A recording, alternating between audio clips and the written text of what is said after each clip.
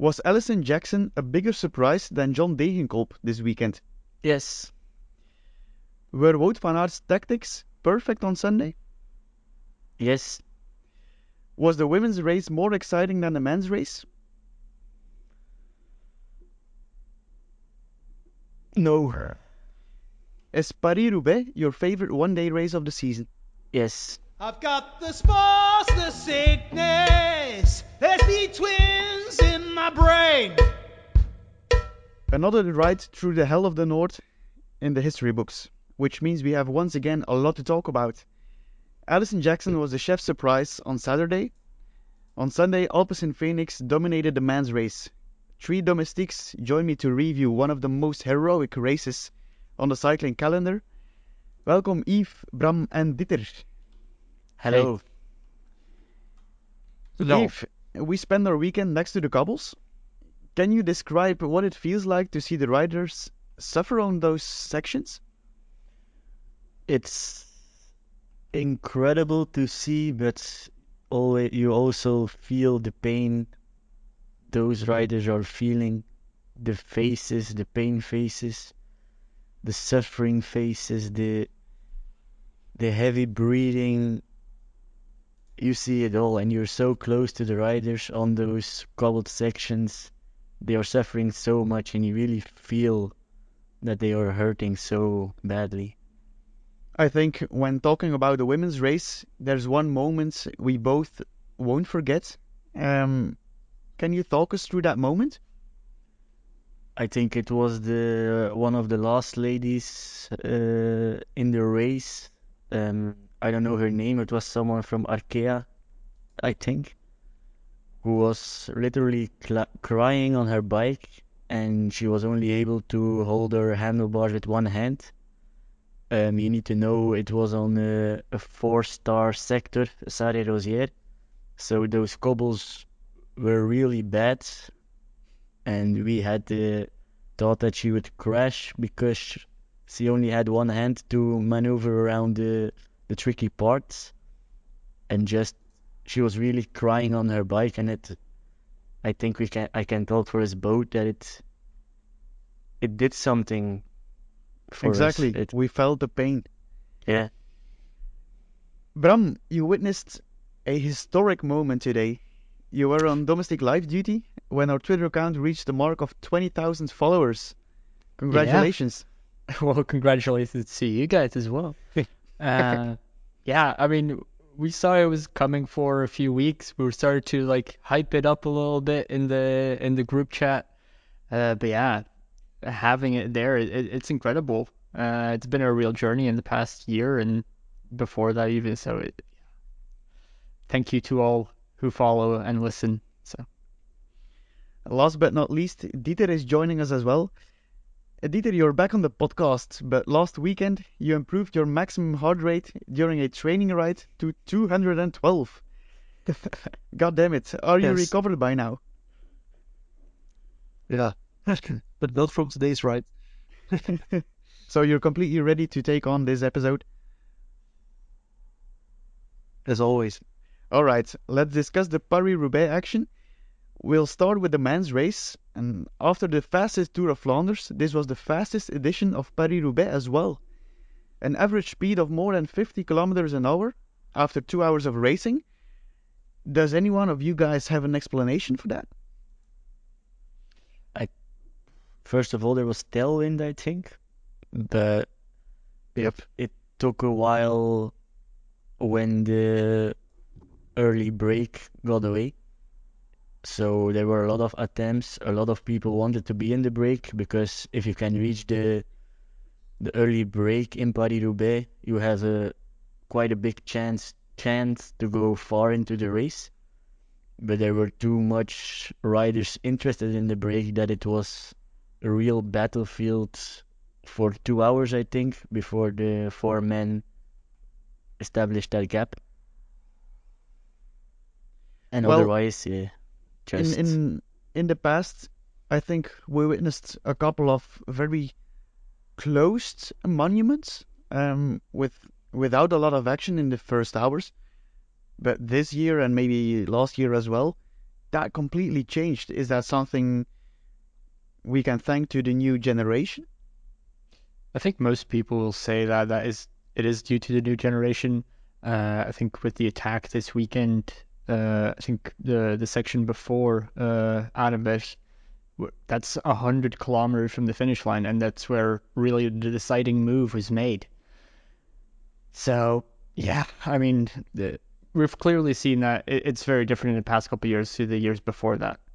And to see 47 kilometers per hour average for Roubaix, it's just insane. Even if there's a tailwind, it's insane. I don't even reach 47 kilometers an hour when I'm sprinting all out, or Same. it's crazy. Well, I was driving the car on those cobble sections, and I wasn't even able to reach 50 kilometers an hour in the car. So 20 was fast enough. Otherwise, the car would be broken after 100 meters, I think. that's not even a joke. I do wonder the cars that follow the race, if they're worth anything after the race, because I think just the suspension is gone. We heard noises when we were at the parkour, and those cars weren't healthy at all. It was like really, so it really wasn't nice. They need to reinforce the bottom of the cars, because otherwise they break like things like the exhaust and things. All right. Stijn Steels, the former pro rider of Soudal Quickstep, he said that the run-in to Troué d'Arenberg and the Troué itself is too dangerous to be in Paris-Roubaix, and he had a solution as well to ride it backwards, so slightly uphill, to avoid crashes, because he said that the Troué, the section, it ruins the careers of riders. Well, If you saw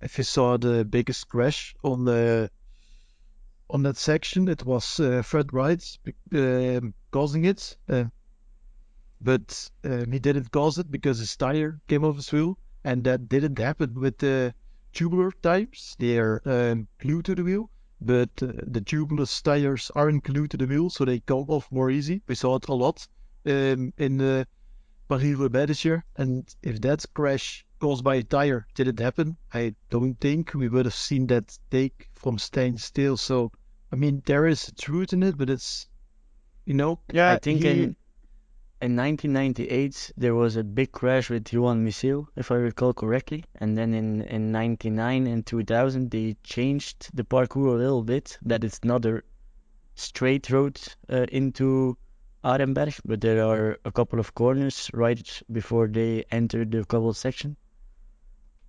And now it's like they're coming into the cobbles with more than 60 kilometers an hour, but because everybody knows they need to be at the front, but there can only be a couple at the front, so it's very nervous. But like Dieter says, if that tire doesn't come off the wheel, there won't happen a crash, or there might not have happened a crash. We saw Derek Guy at the same point as well, where his tire came off his wheel. But yeah, it's a difficult question to answer right away, I think. Yeah, well, Stijn Steels' take was basically that when you ride Arenberg in a peloton, in a big group, it's too dangerous. He said it would be better when you have different groups of riders. So, Bram, you wanted to discuss this topic as well. What's your opinion on that matter? Yeah, I think writing it reverse is definitely an interesting one. I hadn't actually seen that. I think it would make for a tougher race because adding the slightly uphill would make Arenberg even tougher. But I don't think it's due to the materials that they use, the tires, because in the years before they were using tubeless, there were also crashes. Every year there are quite heavy crashes on Arenberg. For me, it's like it's part of the race. It belongs to be in the race, but is it worth that amount of injuries? I don't think so. But you could also, for example, change the run-in so you don't hit it at the front at 60, but take I think it was a right-left combo right before it. and then you're going to be on a long line as you enter it anyway, instead of getting down that froth. Is there anyone of you who agrees on taking Troué d'Arenberg out of the course? No, I even said to you on Saturday, I think it should be added in the near future in the women's race as well. It is part of Paris-Roubaix. It is one of the most mythical cobble sectors in that race. And how the women's peloton is evolving the last couple of years and will evolve even more the upcoming years. It should be something that's added into that race as well, but maybe with another start time, because you have a full peloton when they reach Arenberg, when starting in Denain. Yeah. They can maybe put a small cobble sector in front of Arenberg as well then. But is it something the women's race needs? They asked for the Koppenberg and the steep side of Camelberg as well, if I recall correctly. It doesn't really need it for the race to be attractive, but I think the women's peloton deserves to ride on that mythical cobble sector as well. All right. Let's go back a few kilometers in the men's race before Troué d'Arenberg. Wout van Aert punctured, and I think only 8 kilometers later he was back at the front of the peloton, which is quite amazing in my opinion, as you know that the peloton is heading furiously towards Troué d'Arenberg. What's your opinion on that chase? It looked very calm the way he did it. He waited for the car, got his wheel changed, got on, started chasing. I think he did it alone as well. And yeah, the peloton did seem to be rushed at that point, because it was right before the sector before Arenberg, and that is actually the sector that he ended up attacking on. And there was no sector in between. So the fact that he made that chase and was able to get back so fast, quite incredible. I think he had the legs that day, for sure. If I recall correctly, Jumbo decided to swap bikes and not take a spare wheel into the original bike. So that saved them a couple of seconds as well. It just jumping off the bike, taking the bike off the roof, and ready to go again. If he lost 30 seconds or something, it will not be much more, if I recall correctly. And then you're still within the cars, the team cars, and are able to come back in a relative calm way. But it's still impressive within 8 kilometers to be dropped with a puncture and then to put the hammer down at the front of the peloton. Exactly as you mentioned it. Afterwards, Jumbo attacks with Van Aert, Laporte. Van der Poel and Degenkolb are the ones able to follow. I've read a few opinions that people felt that Laporte was the better one of the two, as he seemed to be stronger in the attack. Do you guys agree on that? I think maybe Wout didn't want to give his everything at that point, and Laporte was just a little bit more enthusiastic. The speed did go up a little bit when Laporte hit the front, but I think that was just the amount of effort that you're willing to put in. I think Wout wasn't gonna put his entire sprint into that sector. He just wanted to create an opening, and Laporte was doing the same. There was still 100 kilometers to go at that point, and you don't want to go solo or with the two of them till the line, because it's Paris-Roubaix, it's still 100 km to go. A lot of cobble sectors still needed to come, so yeah, I don't know if Laporte was stronger or not. Also, if you have done group rides like in a line, Wout van Aert first pulled the group, then Laporte took over. So that's a very tough moment if you do an effort and another guy comes by and you need to follow that. So I don't think we can say Laporte was stronger than Wout van Aert solely because of that moment. But if you see the whole race, Laporte was definitely very good. He had another puncture late in the race. He came back, won sprint very easily for 10th, so he was very, very strong. And I think he would have gotten very far. Do you guys think that the fact that Laporte wasn't there was something that Wout van Aert missed? Yeah, for sure. I mean, it completely changed their tactics. They clearly had a plan to go with those two riders with an elite group. From the moment that Laporte drops out of that tactics out of the window, and Laporte actually tried to get back and kept that same distance for quite a while. And then afterwards, you of course have the counter attack with Van Hooijdonk and Laporte, which was necessary, I feel. But yeah, the jumbo tactics that they probably agreed on that morning went out of the window when Laporte had a puncture. Yeah, I think they had their strategy ready to be with the two of them after Arenberg. Then he punctured right after that cobbled sector, and Alpecin was there with 3. So Wout was isolated, and I think that wasn't in the plan from Jumbo at the start of Paris-Roubaix to be isolated that quickly in the race. I completely agree that that wasn't the plan. But in my eyes, the fact that Laporte had bad luck brought a minor advantage to Wout van Aert as well. Because being in that front group with 3 Alpecin riders, he didn't have to do the biggest part of the work. That's true. He could just wait and let those Alpecin guys work and just kind of not freewheeling, but it was an advantage as well. I think maybe not mentally. Yeah, did Okay. What isn't talked about another thing is that Nat of Noorderkant just wasn't good, wasn't positioned good on Arenberg. And Dylan van Baarle pressed heavily, obviously.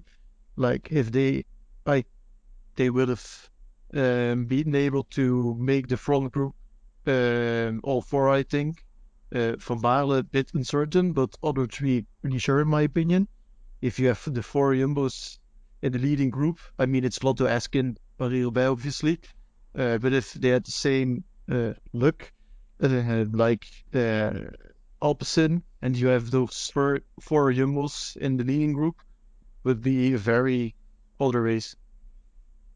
Yeah, But- I guess the fact that there were 3 Alpecin riders now in that front group, it kind of was the opposite of what we're used to. Normally, Jumbo is the one that outnumbers the rest of the front group that has to do the most of the work. Now it was Alpecin who had to work, and Van Aert, he could just freewheel in the wheels of them. I get your point about the small advantage that Van Aert gets by being on his own and not needing to work as much as the others are doing. But all the pressure is on Van Aert at that point, with still 19Ks to go. And if Laporte is in that group, the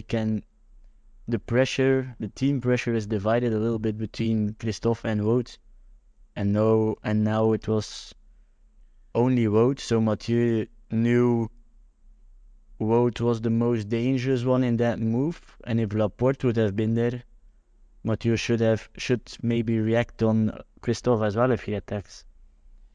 I think when being the team leader, you kind of know how to carry the pressure on your shoulders. And I think, we all knew that the only guy Wout van Aert had to keep an eye on was Mathieu Van der Poel. And that's exactly what he did. But I'm talking the other way around. Mathieu Van der Poel needed to look at Laporte and Van Aert if they would both be in the group. And now he just had to keep his eyes on Van Aert. Yeah, I think with Philipsen being there as well, the chances that Laporte could go solo weren't that big. That's true. You also have the option that Philipsen jumps to Laporte and then those 2 right on. Yep. And I don't think Laporte is then going to win in a sprint from Philipsen. Exactly. Yeah, go ahead. John Degenkolb was also in that front group. He had Yeah. the legs of his life. That was, I think Exactly. that was the day for Degenkolb to win Paris-Roubaix a second time, if I recall correctly. I don't He think would he have, could have won it, Yeah. he would actually. have battled for the third position at least. The last podium spot would be up for grabs if he would have been able to follow Mathieu and Wout when they opened up. I don't know, but if I would be Degenkolb, I would be gutted after such a strong race, strong performance. It's a fact that when Van der Poel attacked, Degenkolb was, I think, once or twice the guy who was immediately on his wheel, and that He- was pretty impressive. He was insanely strong. It just goes to show that Roubaix is definitely the race for him. But yeah, the moment of that crash, I don't know if we're gonna discuss the crash. Of course we are, Bram. Okay. It's I heartbreaking. don't know if we're gonna go through that controversy. But no, it was just so heartbreaking. Like seeing Degenkolb sort of not get any results in the past couple of years, and now seeing him up there in clearly a superb form is just like you can dream of a good Degenkolb, and yeah, he deserved more. He rode the whole year in with the Iron Roubaix. You just saw it at the way he was racing in the other races, and to lose a race like that, he obviously wasn't going to win for sure, but now we will never know. He had a good chance to lose a race on that way has to be so. Yeah, I can't imagine it. Before we go into the details of the crash, do you think that tire pressure system DSM used and some of the Jumbo used helped him to get there, or wasn't he riding with that system? I don't know. Degenkolb wasn't riding with the Yeah. system. It was only Bittner and Eekhoff? No. Yeah. Eekhoff from DSM. But if Wout was riding with the pressure system and he punctured on Carrefour, but the gap sealed, but a lot of pressure was lost, so the tire was like 1.5 bar, so it was too low to ride with it to the finish. But the gap was sealed. Maarten Wijner said that. So if Wout van Aert was riding with the system, he could have pumped up his tire on the road. He didn't need to change his bike. He could have closed the gap to Van der Poel if he was able to. We are going. I'm not going to saying whether he is able to. But I mean, if he rode with it, he had a chance to win. Big chance. Just leaving that in the middle here. I don't All right. think the system had any impact on the race because none of the riders that were using it were actually able to use it in a result-changing way. But the day before, there were a lot of talks about it, and when we heard the theoretical side of that system, it looked quite promising. You have an extra bar in your tires for the flat road, the flat parts, and then it saves some watts when riding 4 bar Watts. or 5 bar. I don't know what the difference will be with that system, but it pure looking Yeah. at the power output, it helps, I think. Yeah, but none of the riders that used it were actually competing for a top 20 place. But it's still game changing in my Yeah. eyes. Laporte. Laporte stopped using didn't. it after his puncture think on Adambesh. So you think we'll never see the system back thought- again? I think it'll be used again. Should- It's too promising not to, but I think it was very unlucky that all the riders who were using it either punctured, which caused Yeah. them to get a different wheel, which didn't have the system, or crashed out.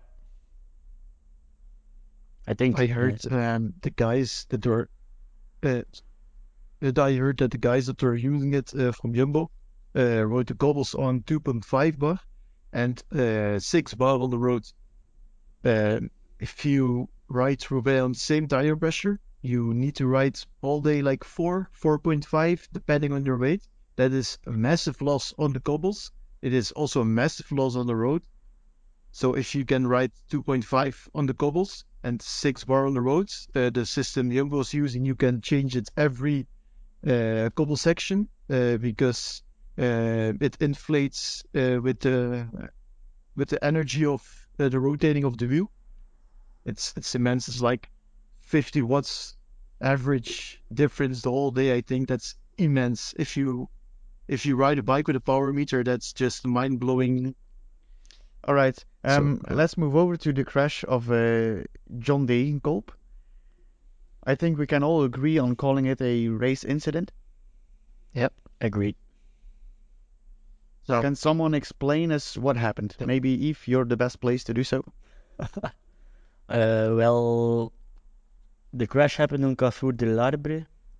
At the start of the cobble section, Van der Poel decides to go to the back of the group, and Van Aert decides at that point to stay in Mathieu's wheel. Big mistake. That was maybe the one mistake Van Aert made that he could have done better. But we already knew at that point Mathieu would fly to the front at one point and try an attack from the back of the group to jump away from them. Philipsen was at the front at that point and riding in the middle of the road. And then Mathieu launched his move and he saw a little gap between Philipsen and Degenkolb. But Jasper felt someone trying to get to the front, and he moved to the right, and that at that point the gap closed. Mathieu was stuck and he tried to save his ass, but that move created Degenkolb to crash. But yeah, it's quite difficult to explain. I think we saw a lot of different things on Twitter. Everyone gets blamed. It's hard to explain or to know Just what say what happened. you think. I think it's a racing incident. Jasper Philipsen did nothing wrong. Van der Poel just tried to save him from crashing, and Degenkolb was the unlucky guy from the tree who crashed. I have to mention one video here, which I saw, I think, a day later. That was Van der Poel blocking the road for Akkerman. Yeah, saw that as well. Yeah. That was another thing. First I thought he didn't see Akkerman, but then on another image I saw that Akkerman was riding like here and Van der Poel here, and then he sped up and he went like that. So maybe he thought he was in front of Akkerman, and maybe Akkerman sped up a bit too. I don't think was meant badly, but that was like worse than a worse move than when Degenkolb crashed. But the consequences obviously weren't that big. Well, I think it might be something to keep an eye on, because we can all agree that not the whole peloton is able to handle the bike like the way Van Aert and Van der Poel and all those cyclocross riders are able to. And maybe Van der Poel thinks that the guys they know what I'm going to do, but that might not always be the fact, I think. But on a cobbled sector you have 3 trajectories you can follow: left side of the road, the middle of the road, or right side of the road. It's not like you can ride with 4 or 5 next to each other, because there are too many holes in the road to ride it properly. So yeah, Van der Poel is just a daredevil on his bike, and Sunday he was certainly a daredevil. There were at least 10 corners that I thought, Mathieu, what are you doing? You are crazy.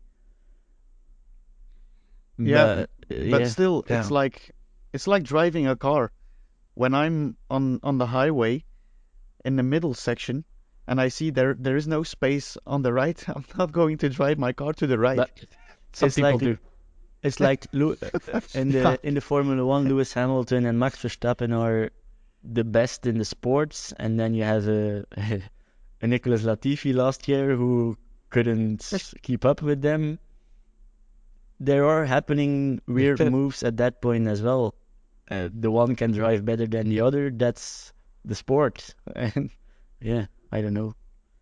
It's the strength from Van der Poel to take a corner 2 kilometers an hour faster than the others. If I would be team Yeah, but leader, that's something else. but that's part of the more dangerous sort of riding as well, in my opinion. My take is that when Van der Poel sees that Akkerman is riding there, yeah, and there is no place to go there, then just don't go there. Yeah. Which- I think that's he had the That feeling. wasn't the case with Degenkolb. I think he had the feeling he was past Akkerman because first he sped up and then he went to the right. But I think like Akkerman also sped up or something because he thought Mathieu Van der Poel was going to attack and he was trying to follow. So I don't think it was like That none of the Uh, two moves on were purpose. intentional, but Yeah, definitely not.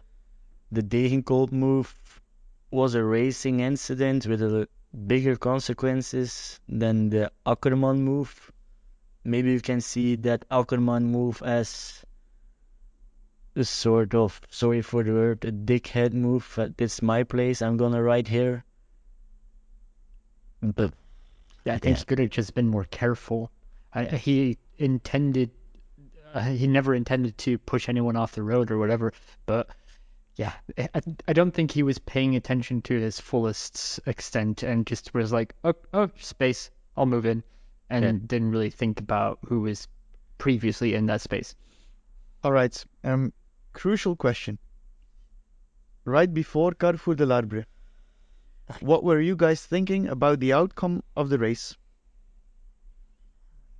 I was Uh, thinking Philipsen would have won Paris-Roubaix. Honestly, I put it into the live thread at that point. If Philipsen is not dropped on Carrefour de l'Arbre, does Van der Poel do a lead out for Philipsen? Because I mentioned it to Hannes as well, because Van der Poel was riding at the front of the group so much and so hard. I just said to Hannes or someone else who was there as well, he will do a lead out for Philipsen like he did in Scheldepace.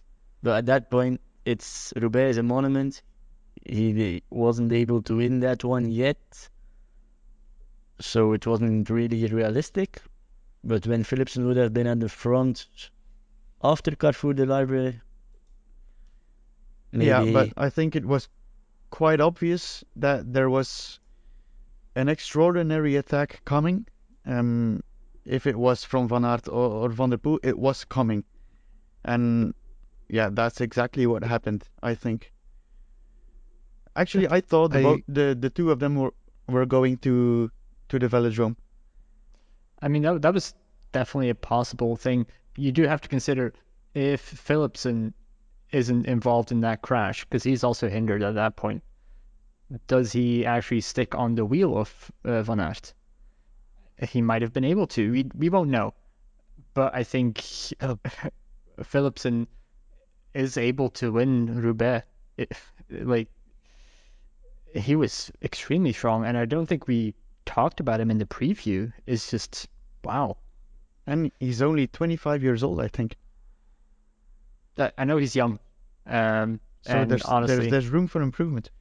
yeah, but will he be able to be in the same team as Van der Poel and be allowed to go for the win? Maybe if Van der Poel does a lead out, or if Van I der think Poel that's has bad that's luck. his biggest advantage. I don't know if it's an advantage. But You can kind of see it as Laporte with Wout van Aert. yeah, having multiple leaders in a team, especially in a race like Roubaix, is an advantage in a way because you always have a backup plan. But well, if everything goes right for Van der Poel, Philipsen won't win. All right. Due to the flat tire of Wout van Aert, it was Mathieu Van der Poel going solo to the velodrome. taking his third different monument. Up to the 5. Yeah, well, I was thinking in the car today, would he be dreaming of that? Is that something that lives in the peloton? I think it's mainly something that lives He in the will be press. dreaming. I I think Go ahead, so. Pogacar he will al- be dreaming of another. No, Pogacar already admitted he's going for the 5, so it's not something that's made up in the press. Yeah, at first it always Pogacar. is. Yeah, at first it is, but it's Pogacar and Mathieu has 3 Where on his and when did he Palmares as say well. that actually? After the Ronde van Vlaanderen, if I recall correctly. They Yeah. asked him the question if he Van is der Poel. going for the 5. And Yeah, he but then said he also said, when I retire today, I can be happy with my career. I mean, that was clearly a joke. that was a joke. I hope it's a Was joke. it? Was Please, it? please, please. Hot take. I mean, he's the, doing with the Amstel. current routes. With the current routes, I don't think, but, because like a lot of people are talking about Lombardia, but with the current Luik-Bastenaken routes, he won't win that one either. I mean, even another hill got added after La Redoute, but Mathieu Van der Poel isn't winning on that course. The only way he's going to be able to win all 5 monuments is if both Luik-Bastenaken and Lombardia change their routes. On the current route, it really also isn't winning. Like, I I'm don't agree. pretty I think. sure of the.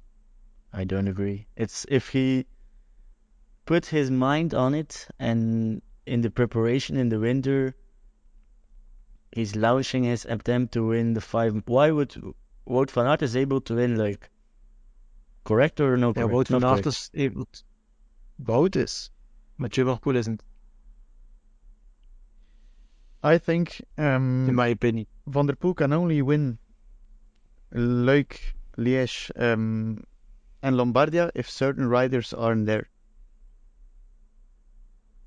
Even then, there always are going to be guys from 60 kilos with the even tougher filing in Luik, the even tougher final in Luik now. Yeah, Mathieu Van der Poel is going to be paying the parking meter on some hill, definitely. Pretty sure. Maybe we should do a round here. Pretty sure. Damn. Damn. I'm asking you this question, and I want an answer from every one of you. Who has the biggest chance to get 5-on-5 the fastest?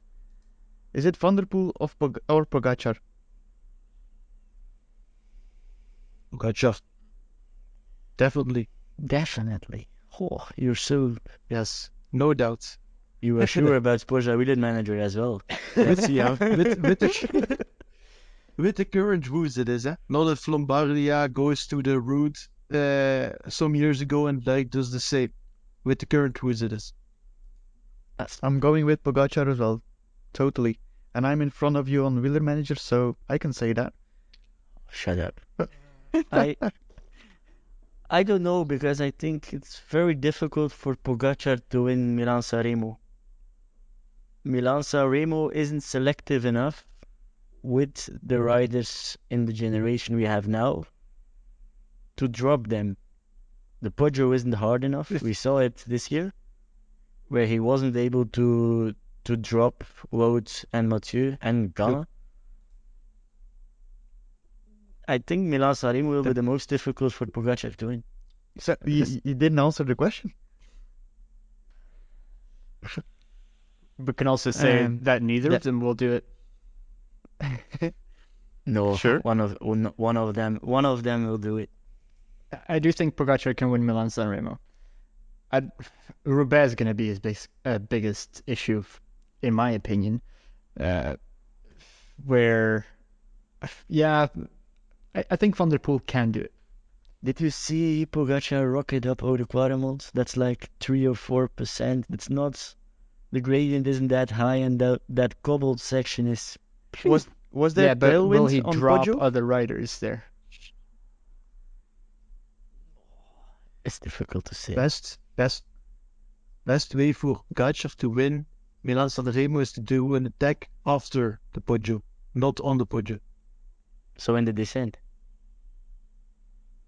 or after. No, I wouldn't. I mean, in the descent is also a possibility, but after the where Stuyven did it or later. But who will give freedom to the Tadej Pogacar to let If you him? do it good and you go with, if you attack on the right moments and at the end of the descent, there's almost no possibility to close it.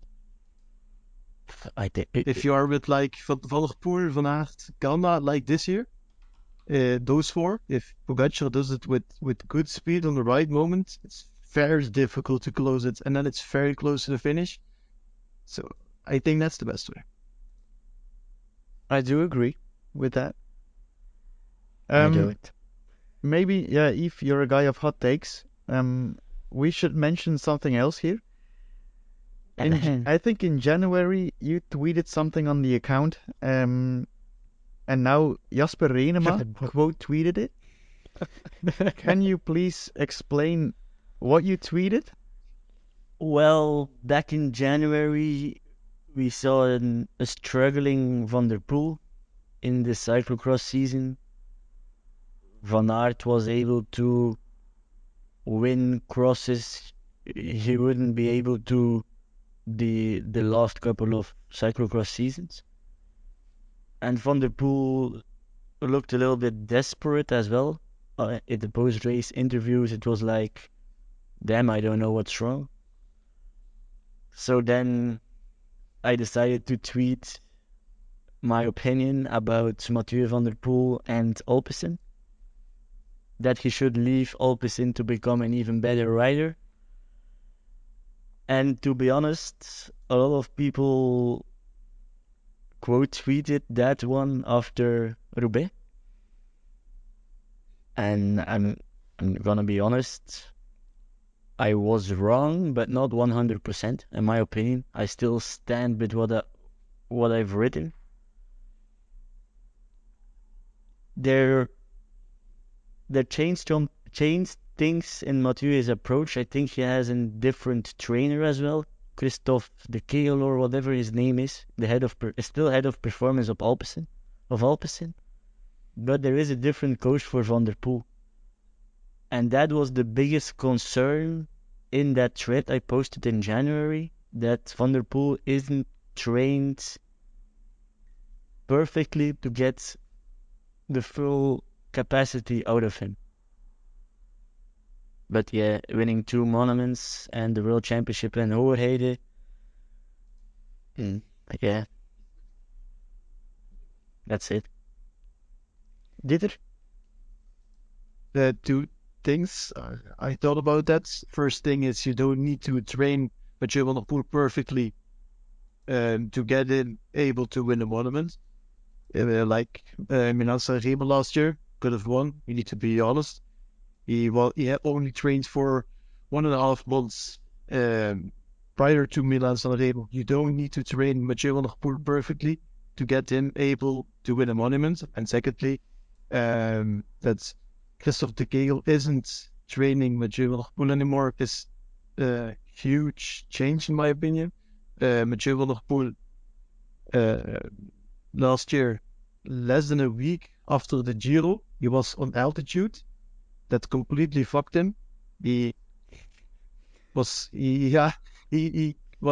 very bad in Tour. Was completely due to that. Isn't talked about enough, in my opinion. It's like just a ridiculous idea to send a rider on altitude camp while he still is on his knees from the Grand Tour. And now this Tirreno Adriatico he rode calmly with the big goals in his mind. I think the new trainer makes a huge difference for Van der Poel, and that's what we see right now. And you didn't know that in your take in January, so I don't think you were wrong. All right, but to be clear, Jasper Renema is still our friend. Yes. Yes. All right. Next, I'm going to ask you 2 questions. Everyone, the answer is yes or no. Was this a bad Classics campaign for Wout van Aert? No. No. No. Was this a failed classics campaign for Wout van Aert? No. Yes. Yep, I agree with Bram. It wasn't bad. Results aren't bad at all. But it's failed. As his two targets failed. If you set your goals as winning a monument and it doesn't happen because of reasons that he doesn't have in his control, then you cannot be 100% satisfied. I'm not talking about Jumbo. I'm talking about Wout van Aert. Yeah, alone. Wout van Aert. Is this classic season from Van Aert failed? Or is it from Jumbo failed? Because if the question is Jumbo, I agree it's failed. But if it's Van Aert, you can't say the classic campaign is failed, in my opinion. If you only win one race, and it's a semi-classic, not one of the big ones, then I think he wants more. I think he said that. I don't think he sees it as like. I think the questions were: is it failed? No, it's not failed. Is it a success? No. Like, if you want to win the monument, that's what he wanted at the start of the season, and he didn't do it. So you can't say that he has to be 100% happy. The lowest spot he got in his entire classics campaign is 4th, which is amazing. But the wins are missing, and that's what people judge you on. I agree with what you say, but Wout van Aert is very severe for his own performances, I think. And he's hurting a lot that it once again didn't happen this season. You saw it after Roubaix. He was mentally exhausted and physically as well. But just when you look at those results this year, you can't say it's failed. He will see it as a failure for himself, but we as cycling fanatics, as people who love the sport, can't say Van Aert failed his classics campaign. About which loss will he be frustrated the most? The Roubaix. Cyclocross World Roubaix. Championships? Flanders or Roubaix? Roubaix. Only Roubaix. Because he couldn't prove himself. I think in Roubaix was the only race he really had the feeling he could win with 15 Ks to go or 17 Ks to go. When he's going to the finish line in Hoorheide, he already knew. Could have won that. Yeah. He could have won that, but his legs were hurting a lot. And they were hurting in Roubaix as well, I hope. But after that barriers, where he was surprised by Van der Poel, that's where he lost it mentally in Hoorheide. And in the Ronde van Vlaanderen, he never thought he would be able to win it. And in Roubaix, on Carrefour de l'Arbre, when he drops his bomb. Yeah, I fully agree. At Hoogheide, I think it was quite clear that Mathieu was going to be the best in that sprint. And in Ronde, I think Pogacar was just on another level, even compared to Mathieu at that point. So, Roubaix, he was in for the win right up till the moment it all went wrong for him, and not due to anything he did wrong. It's just bad luck, and that's going to be the worst for him. Dieter? If Van Aert starts sprinting directly after the corners in Hoogheide, he wins it. No, I think. don't agree. I agree. He could have won it then. But you will pull that a lot more speed.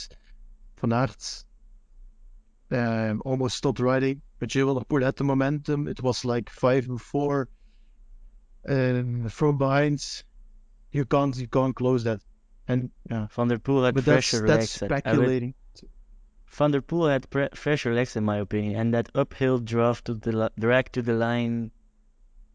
If Wout van Aert would have opened up that sprint immediately, he would have faded 50 meters before the finish line. Yeah, but you also got to think. No way. What is more important to Van Aert Wout van doesn't Aert? fade in a sprint. Another world title in cyclocross, or his his first cobbled monument. His first cobbled monument is going to be so much more meaningful than another world title in cyclocross. Yeah, definitely. True. All right, we've been down that road before, so let's Yes. move over to the women's race. Mathieu Van der Poel wasn't the big surprise of the weekend, but Alison Jackson was. What a win! What a way to win Paris-Roubaix Femme. Wasn't that incredible? That Yeah. was a spectacle. The way that she held off the chasing group basically by herself. I don't want to say the rest of the group didn't do anything, but you could Kudos see the to- pace To Marta Lach as well. I as think. well. Yeah, of Marta course. Lach and Alison Jackson were the engines in that break. Yeah. Just the way that when those two came to the front, you could see the pace go up. Yeah. And yeah, honestly, seeing that victory dance, how could you not be happy for her? Like, it's such a treat to the sport to have someone be so ecstatic when winning Roubaix. If you're a fan of her dances, you should follow her on TikTok. Yeah, I saw that one of the cycling news outlets called her a TikTok star instead of a pro cyclist, which was kind of insulting to her, I'm guessing. But, well, Another funny thing is Marta Lach was the cycling tourist on the Wout van Aert picture on the Yeah. Ronde van Vlaanderen. Thanks to it last Yeah. news. Yeah, well, Yeah, what? Bram, I asked you, what do you want to talk about in this episode? And one of the first things you mentioned was the tactics of Team SD Works. oh you're- yeah, I think you're I intrigued want to by talk them. about that every week because guess they're so. always interesting in good or bad ways. I think this time it was in a bad way. By having that rider go into break, I forgot her name, Femke Marcus. Marcus, Yep.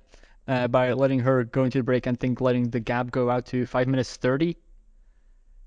That's not a smart thing to do.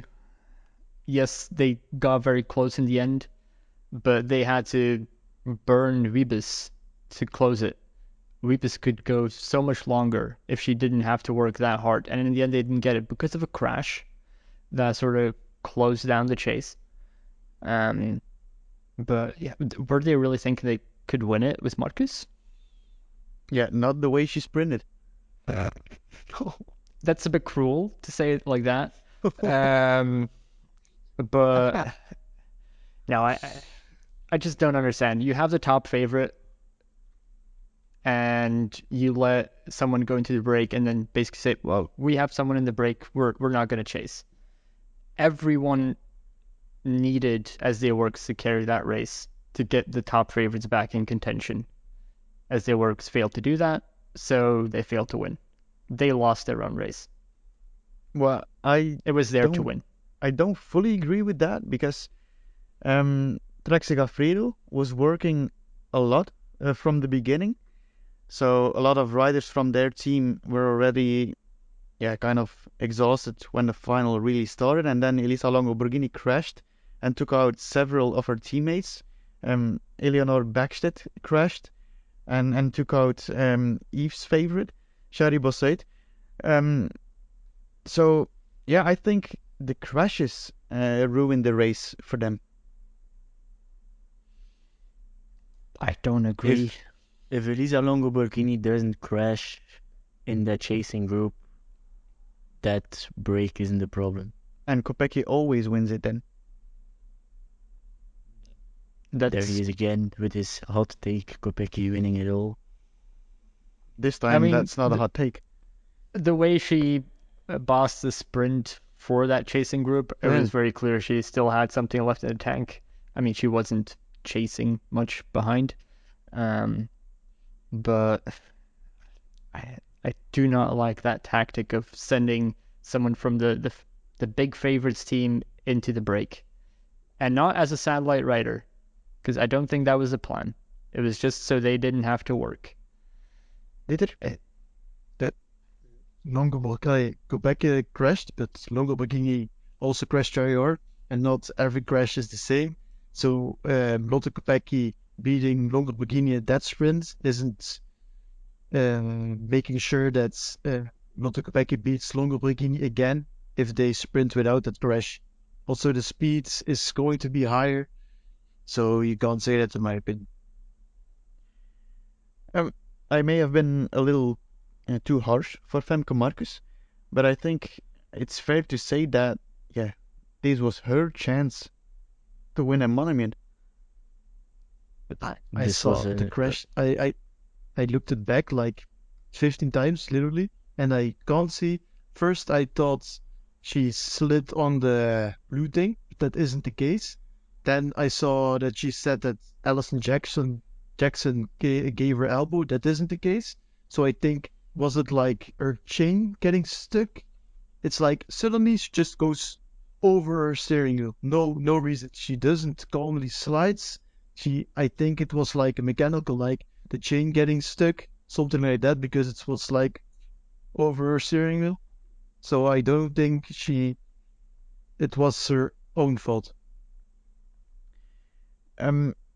We should talk about Shari Bossaid as well, because yeah, I think she was in a pretty good shape at the start. She did a pretty good job until that bad crash. Yves, how do you rate her race?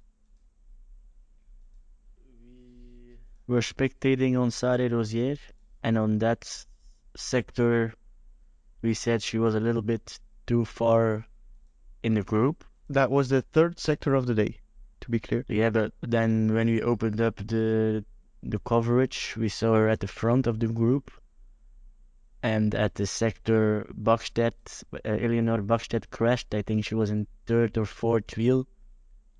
So she was at the front, she was where she needed to be, but she was at the wrong place at the wrong time at that moment.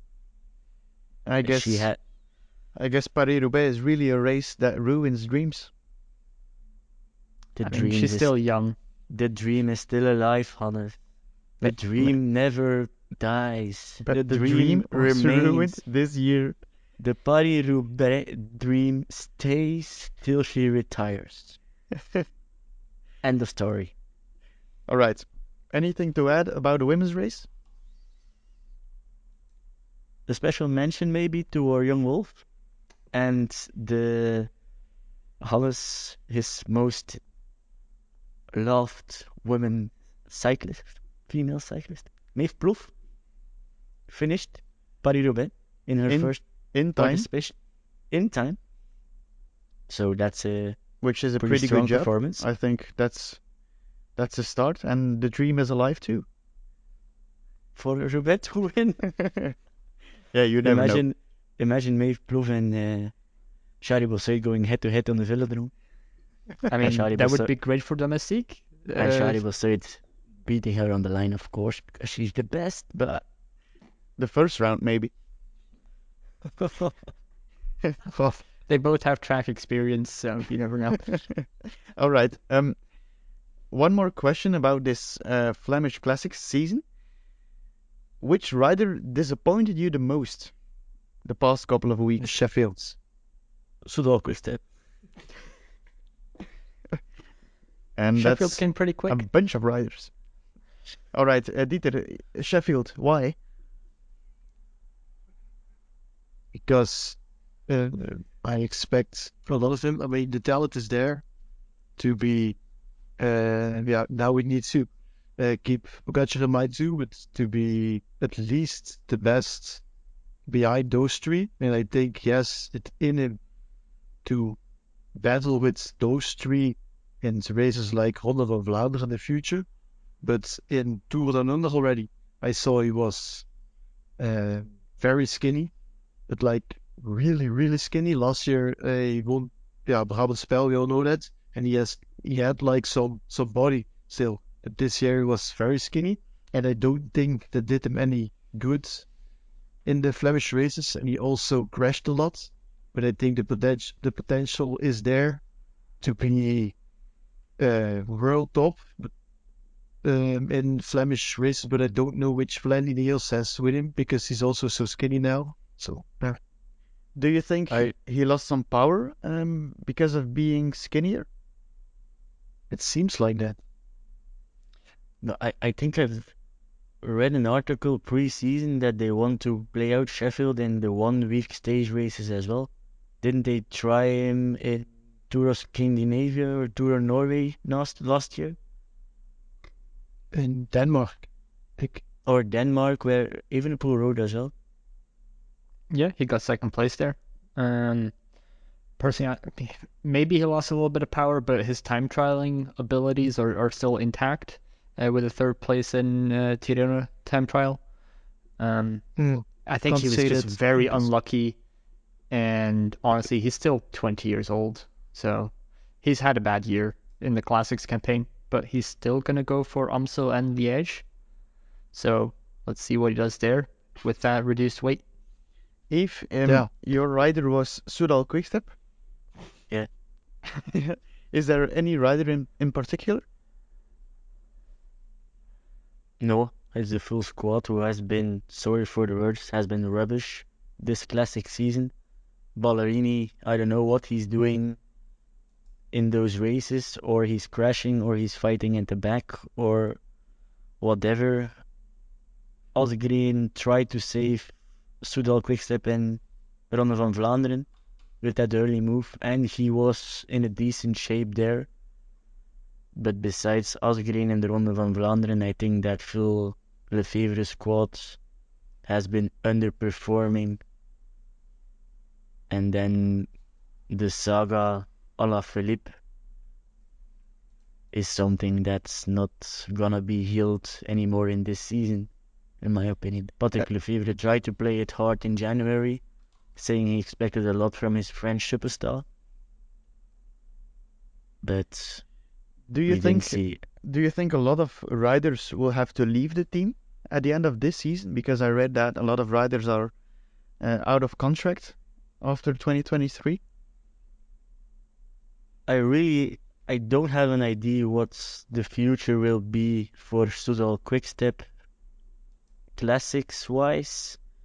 Everybody is on the Remco Evenepoel hype train, so are they fully going into the Grand Tour department of cycling and building up that team? Because Patrick Lefevre doesn't have the biggest of budgets within the peloton. He keeps reminding us. But like, I don't know, a Lampard is out of contract probably. All those older classic guys who have big names, so who are quite expensive, I guess. What is Patrick Lefevre gonna do with them? Like, I think the team needs a real leader to step up, and I don't think the guy will step up from the team itself. They will have to buy him.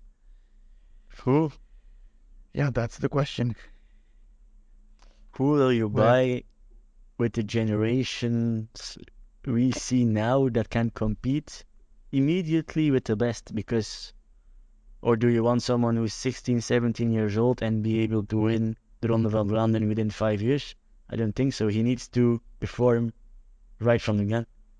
Exactly, because Remco is going to win Tour of Flanders in 5 years. Remco. God All right, damn. Dieter, you wanted to say something? Don't think you can say that Alaphilippe and Asgreen can't ride among the best anymore after they had a lot of bad luck this year. I mean, what Asgreen pulls off in the Ronde van Vlaanderen after having that much bad luck, really, if you could see it on the list, how much he crashed, how much he got sick. It's insane that he did that in Tour of Flanders. I think he can still pull off things like he did in 2021. And let's not forget how Alaphilippe rode Tour of Flanders twice, how strong he was. I also don't think we can just write him off either because of bad luck. I think it's still in there. Alaphilippe isn't riding for Patrick Lefevre anymore last year. He's going to a French World Tour team. That's also a possibility. All right, He will Bram, take do you have a name? Oh, I've been thinking about saying Alaphilippe for a while, but I'm gonna be a little bit more controversial and say Fred Wright. Right. well, Um, the way that he was riding last year, fighting for a lot of wins in the Grand Tours, and him being really built for the Flemish Classics, I expected him to be up there this year. And in Flanders, he ended up being 8th. But in all the other races, and of course in Roubaix, he crashed out. But in all the other races, didn't see him. And I think that is quite disappointing. Maybe not the biggest disappointment, because I think they've been mentioned already with the Soudal Quickstep squad. But he's up there for me. All right. Who's your biggest disappointment, Hannes? My biggest disappointment is Binyam Girmay. After winning Gent-Wevelgem last year, I really thought he would be able to make that next step and maybe to compete for the win in multiple classics.